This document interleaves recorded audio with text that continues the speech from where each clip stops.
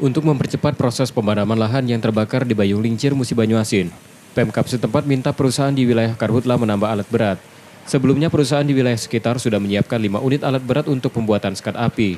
Rencananya akan ditambah 15 unit agar proses pembuatan skat lebih cepat dan maksimal.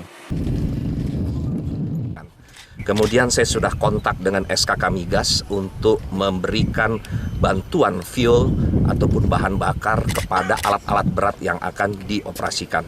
Saya kontak dengan owner-owner perusahaan untuk segera memobilisir alat berat supaya masuk. Dan kami pun dari Pemda, ambil dari Jambi, ambil dari tempat lain, alat berat bisa segera untuk dioperasionalisasikan pada lokasi yang terbakar. Pemkab juga membawa 1 ton logistik untuk desa Muara Merang dan Muara Medak sebagai usaha maksimal penanganan karhutla di wilayah tersebut. Tim Liputan, Kompas TV, Palembang.